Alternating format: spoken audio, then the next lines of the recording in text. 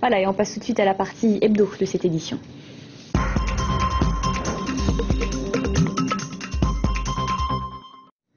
Teva Rohfritsch, bonsoir. Bonsoir. Alors vous avez organisé hier votre séminaire de lancement de campagne, environ 300 militants étaient présents. Vous devez commencer à compter vos troupes. Est-ce que vous vous sentez aujourd'hui suffisamment suivi ? Absolument. Hier, c'était un séminaire, comme vous l'avez dit, donc avec des représentants de nos comités de campagne. Donc nous avions des représentants de la plupart des communes de Tahiti, de Moorea, mais également des îles qui ont pu faire le déplacement.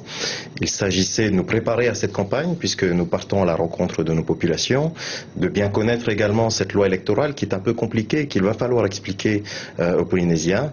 Et donc il y a eu une ambiance très forte hier, et je crois que tout le monde est parti plein d'énergie et prêt pour cette campagne. Alors dans votre actualité également, cette semaine, Bruno Sandras a donc quitté votre mouvement. Était-ce aussi un petit peu pour satisfaire l'opinion publique après sa condamnation dans l'affaire des emplois fictifs ?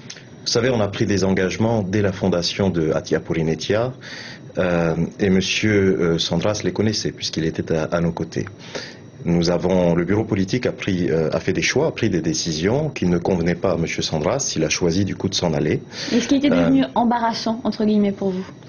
Non, il est clair que l'actualité a également pesé, on va dire, sur les décisions du bureau politique, mais nous n'avions pas envisagé de l'exclure pour autant. Il s'agissait simplement que chacun puisse être à sa place et que cette liste puisse faire aussi la place aux femmes qui ont un rôle important à jouer dans cette prochaine campagne et dans les institutions du pays. Ça ne convenait pas à M. Bruno Sandras. Je respecte sa position, mais nous on continue et on est prêt au combat. Alors qui prendra justement la tête de cette fameuse section ? Quelle femme ? Vous le saurez bientôt, les listes sont quasiment prêtes. Nous organiserons bientôt un congrès pour valider ces listes et Hatia Porinetia, à ce moment-là, rassemblera ses militants. Hier, il s'agissait d'un comité de campagne. Mais vous-même, vous avez déjà une idée ? J'ai plus qu'une idée, effectivement. Est-ce que ça pourrait être Nicole Boutot, qui est très active en ce moment à vos côtés, par exemple ? Madame Boutot est sur la première section. Une autre femme ?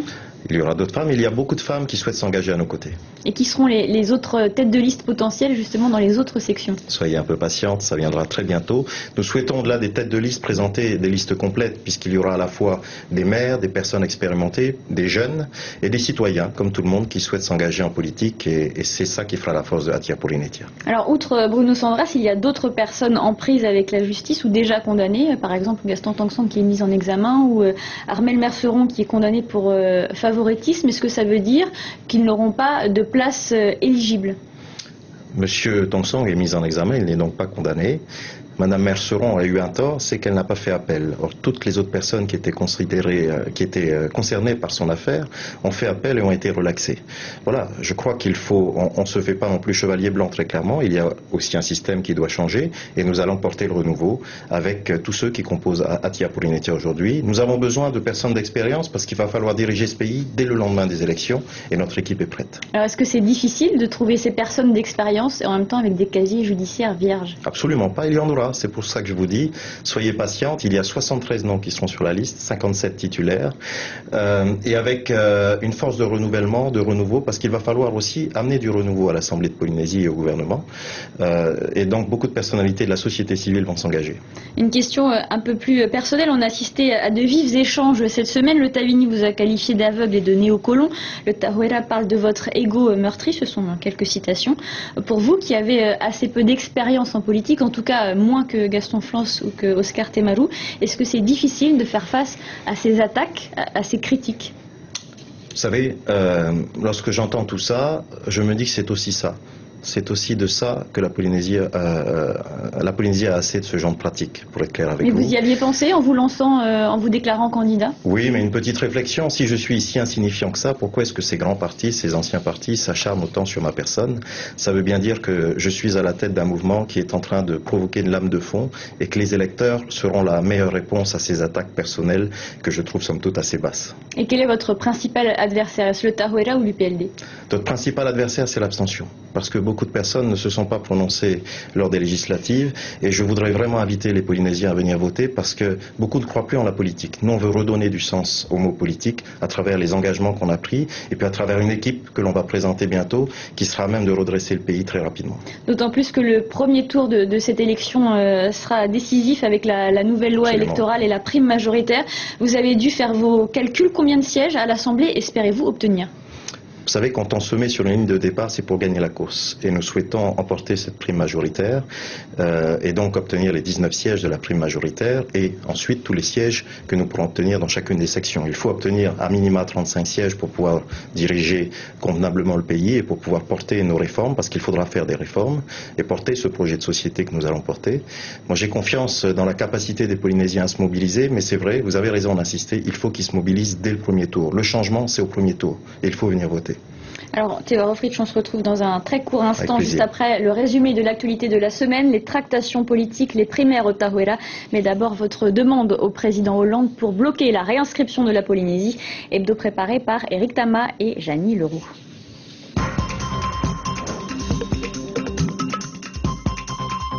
Atia Porinetia demande à François Hollande de surseoir la prise de quelques décisions de l'ONU jusqu'aux élections territoriales du 21 avril et 5 mai prochains. Nous avons l'honneur de solliciter la diplomatie française afin que cette réinscription de la Polynésie n'aboutisse pas. À 2 mois des élections, certains élus locaux naviguent encore à vue. Dernière en date, Clarence Vernodon. Un parcours riche en changement de cap, du Ayapi au Tavini en passant par les Iliens et une brève apparition aux réunions du RAP. Le maire de Taïrapu Ouest, toujours autonomiste, affirme aujourd'hui soutenir un indépendantiste pur jus. Autre nébuleuse, Bruno Sandras et sa pirouette remarquée aux dernières législatives. Le maire de Papara appelait à voter UMP au premier tour, puis UPLD au second. Un rapprochement au RAP des maires et sa récente éviction du Atia Porinetia de Théodore Fritsch, rien de tel pour mettre à mal une crédibilité politique. Son positionnement en vue des élections demeure un mystère, un électron libre à récupérer probablement côté UPLD. La foule des militants sous le regard de leur président.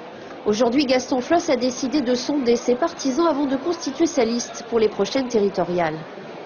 Le président du Tahuera Huiratira se fait obligation de tenir compte des propositions de candidature qui viennent de la base. C'est un grand changement. Une petite révolution annoncée. Les membres du parti Orange sont venus désigner une tête de liste et un candidat pour leur secteur géographique. C'est la première fois qu'un tel vote a lieu et l'organisation n'est pas vraiment rodée. Alors parfois, c'est le président lui-même qui prend les choses en main.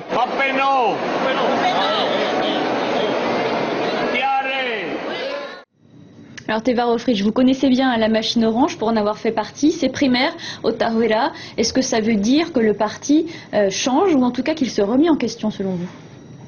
Écoutez, je pense qu'il y a toujours... Le Tahuera est un parti de militants. Donc il y a toujours eu des militants au Tahuera.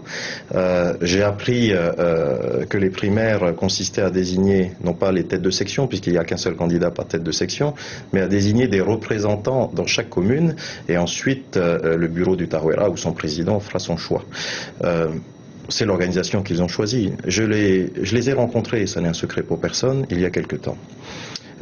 Nous ne sommes pas tombés d'accord sur le fond, et je le répète aujourd'hui, je pense que M. Floss n'a pas changé, à la fois dans sa grandeur, mais aussi parfois dans sa démesure.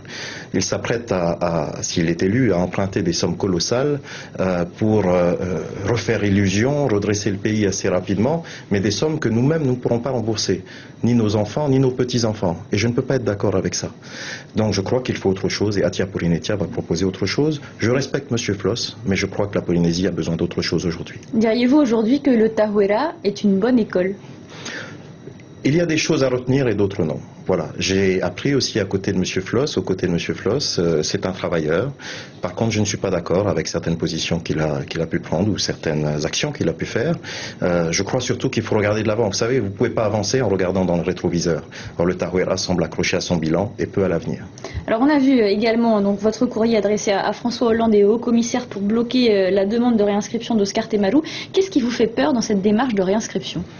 Ce qui, non pas me fait peur, mais me révolte, c'est que la population n'a pas été consultée. Le peuple polynésien n'a pas été consulté. En Nouvelle-Calédonie non plus. En Nouvelle-Calédonie, peut-être pas, mais moi je viens parler des Polynésiens. Monsieur Temaru parle de démocratie tous les jours, mais il ne consulte pas sa population. Et il m'a l'air bien empressé, peut-être de peur de perdre les élections, de vite faire passer cette réinscription. Ce qui m'inquiète donc, c'est que le peuple n'ait pas été consulté.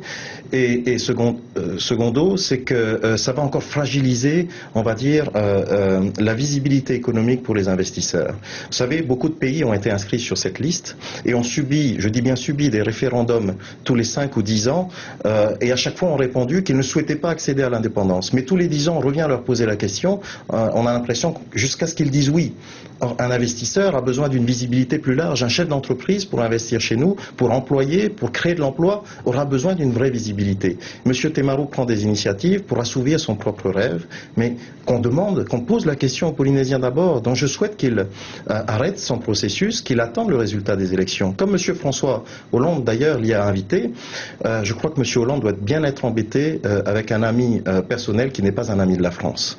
Est-ce que ça veut dire que le principal thème de campagne pour cette territoriale, ce sera de nouveau le clivage autonomie-indépendance pour ou contre cette réinscription? Non, ça ne sera pas le nôtre en tout cas. Le thème de notre campagne, ça sera l'emploi. Parce que je crois que beaucoup de Polynésiens souffrent aujourd'hui et qu'il faut apporter des réponses en matière d'emploi et nous apporterons des réponses. Néanmoins, ça ne nous empêche pas d'avoir un avis sur ce sujet. Je vais inviter cette semaine les partis autonomistes à co-signer une lettre à M. Ban Ki-moon, au secrétaire général de l'ONU, puisque je n'ai pas eu de réponse de M. Hollande.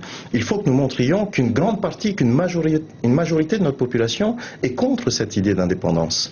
Et si jamais, au terme d'un référendum que nous pourrions organiser, nous n'avons pas besoin de l'ONU pour ça, en Polynésie, avec l'État français, la Polynésie confirmait son rejet de cette idée d'indépendance, il faudra bien que M. Temaru se fasse une idée. Mais le hold-up qu'il a entamé ne doit pas continuer. Il faut redonner la parole aux Polynésiens.